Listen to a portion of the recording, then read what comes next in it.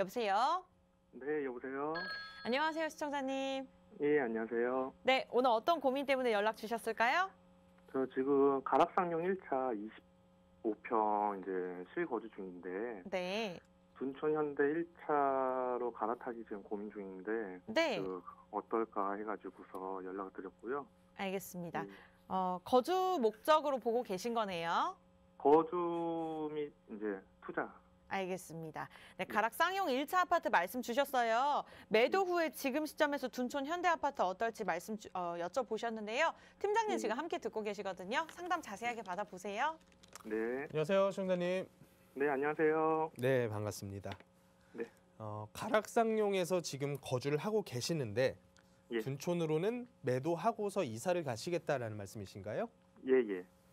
그렇게 생각하신 목적은 투자라고 말씀을 하셨고요.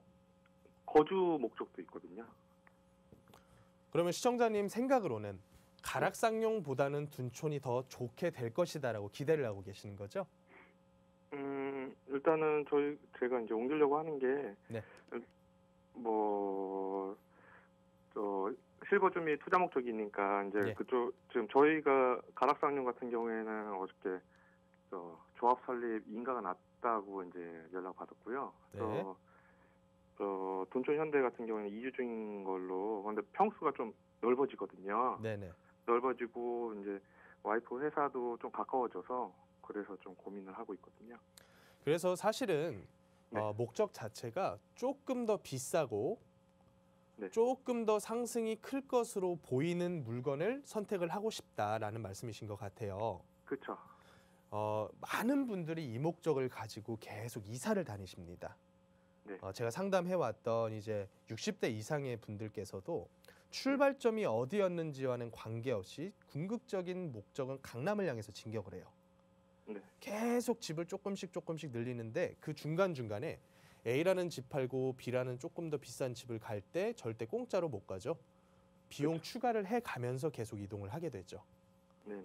그래서 이게 시간이 많이 걸립니다. 어차피 지금처럼 양도세, 비과세를 받기 위한 시기적인 부분을 2년 이상으로 설정을 하고 있는 그런 상태에서는 한 번 이동할 때마다 최소 2년에서 보통은 한 5, 6년 정도 걸린다라고 저는 봐요.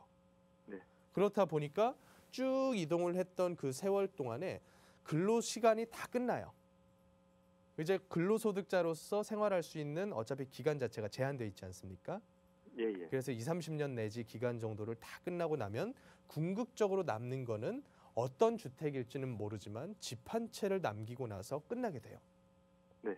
제가 이제 물건에 대한 말씀 나누기에 앞서서 지금 네. 선택하고 계신 방법에 대한 가장 기본적인 부분을 먼저 말씀을 드리는 거예요. 예. 그렇게 됐을 경우에 집 이외의 거는 뭐가 있느냐? 사실은 거의 없어요. 그래서 현금 보유하고 계신 게 보통은 3억 내지 5억이 가장 많으셨고요.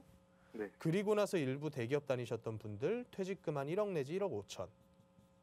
그리고 나서 국민연금 나오시는 게 100만 원 내외. 네. 이게 은퇴하시는 거의 대부분의 분들께서 가지고 계신 자산이에요. 네네. 그런데 이 집이라고 하는 게요.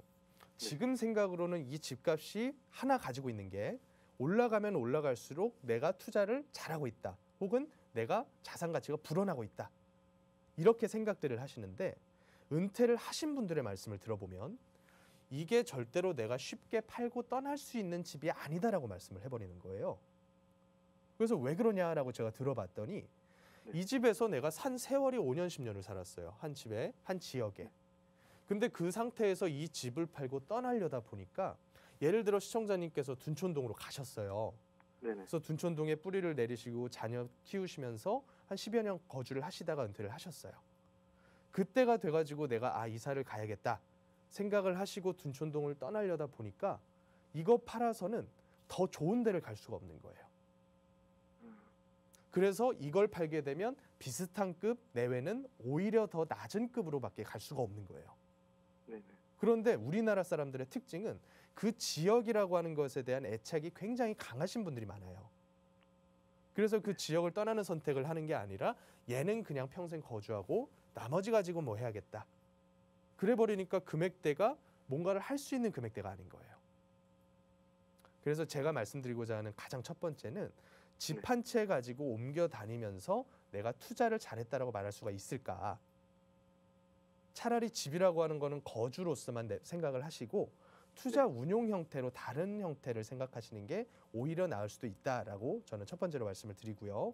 예, 예. 두 번째로 이 물건에 대한 말씀을 드리자면 네. 어찌 됐든지 간에 조금 더 비싸고 조금 더 넓은 물건이 더 좋은 물건이면은 확실해요. 예. 그리고 연식도 더 짧고 사업 기간도 거의 마무리 단계에 들어갔으면 남들보다는 상승폭이 더 큰 것도 맞아요. 네네. 그런데 지금 그런 물건들이 그보다 조금 못 미치는 물건들보다 더 올라가 있다라고 하는 게 문제가 되는 거죠. 예. 그래서 저는 이렇게 봅니다. 어차피 가락상용 올라가는 시기에 둔촌 네. 현대 아파트도 같이 올라온 건 사실이거든요. 예, 예. 그러면 얘를 팔고 얘를 선택을 했을 때는 그게 똑같이 흘러가서 만약에 떨어진다고 해도 똑같이 떨어진다고 하는 것을 인지를 하셔야 돼요. 예. 그 상태에서 내가 집으로서 여기가 더 편의성과 효용이 좋기 때문에 가겠다. 그러면 그거는 반대하고 싶지 않아요.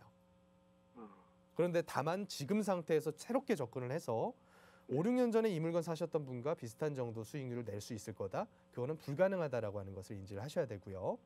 네네. 그리고 한번 들어가는 순간부터는 앞으로는 단기 차익 보고 빠질 수 없다라고 하는 것도 인지를 하셔야 돼요. 예, 예.